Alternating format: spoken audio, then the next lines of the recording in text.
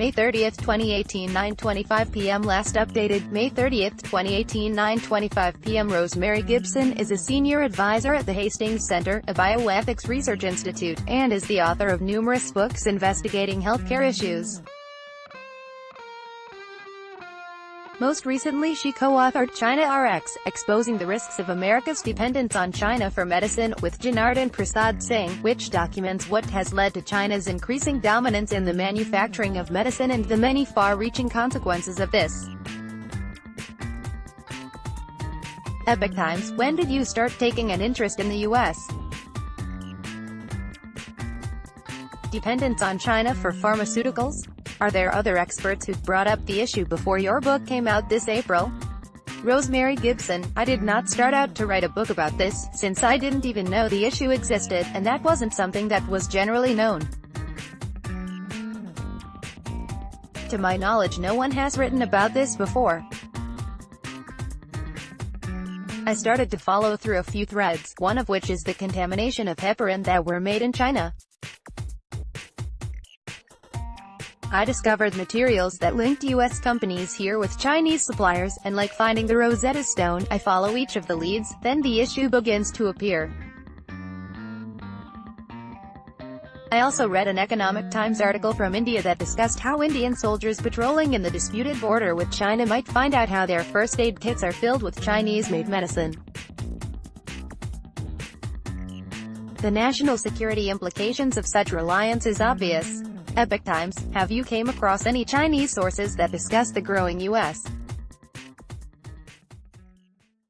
dependence on medicine made in China, and how that could be used by Beijing as leverage against us? Ms. Gibson: I have not yet came across such discussion, at least not in the sources available in English. However, by virtue of the fact that Beijing has a Made in China 2025 strategy, which clearly lays out plans for promoting China's global dominance of various industries including pharmaceutical. Made in China 2025 sets specific targets for how many Chinese companies they wanted to promote, what sizes to achieve, the amount of revenue, etc.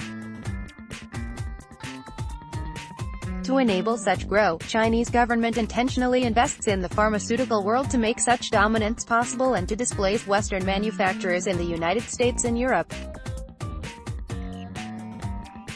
Epoch Times: how would U.S. dependence on China for medicine impact our interactions with the Chinese regime in Beijing? How would that factor in during a diplomatic dispute, a trade war, or an actual military conflict? Ms. Gibson: it puts the United States in a strategic disadvantage in a dramatically negative way. If you look back at history during World War II in Europe, food was used as a weapon of war, to starve people into submission. If it can be done with food, surely it can be done with medicine? United States has labeled oil as a strategic asset because we don't want any single country to dominate our energy supply.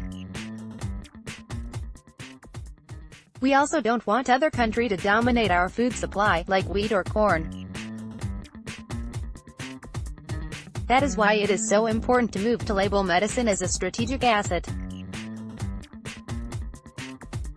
If you don't have medicine, your population's health deteriorates and can't defend themselves if there is a disease.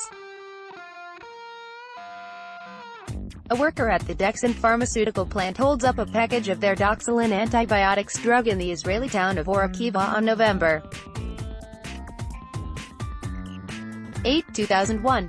Doxilin is the trade name for doxycycline hydrochloride, one of the 3 antibiotics effective in combating anthrax infections. David Silverman, Getty Images, Epoch Times: is there a medicine that would immediately run into shortage, and be used as a leverage against United States in the event of a conflict with China? Ms. Gibson: from my research, there is an entire class of antibiotics called cephalosporin, of which China is dominating the production of the raw material needed for making it. They are used to treat pneumonia, bronchitis, strep throat, and other serious bacterial infections. If China cuts our supply, we would only have whatever amount there is available on the shelf. I do not know how much stockpile of cephalosporin there is in the United States, but it's conceivable that within months the situation would become extremely hazardous. The Department of Defense does maintain a list of essential drugs that are supposed to be maintained in abundance, yet those are the finished drugs, whereas in many cases like cephalosporin we are relying on China for the raw material to produce those drugs. We already discovered our dependence on China for the production of doxycycline, the antidote for treating the biological weapon anthrax, after the 2001 anthrax attack in the United States. Epoch Times, is there any legislative or executive action that you would like to see to address our vulnerability due to dependence on Chinese-made medicine? Ms. Gibson, I want to see a tracking and forecasting system, where a stockpile of our essential medicines and the sources of their ingredients are closely monitored. This would be a system that conducts risk assessment based on the supply chain, where the companies and the countries that are making these medicines are assessed, so that our strategic vulnerability can be identified. In addition to tracking, we also need an interagency task force to forecast global supply and demand of medicine, just as in the case of how oil is treated by the Department of Energy. Currently there is a lack of transparency and we don't know why many medicines are constantly in shortage.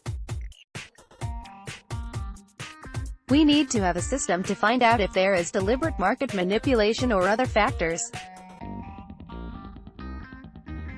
Such an interagency task force should involve the Food and Drug Administration, Department of Homeland Security, and perhaps others, like the Department of Defense and Department of Veterans Affairs.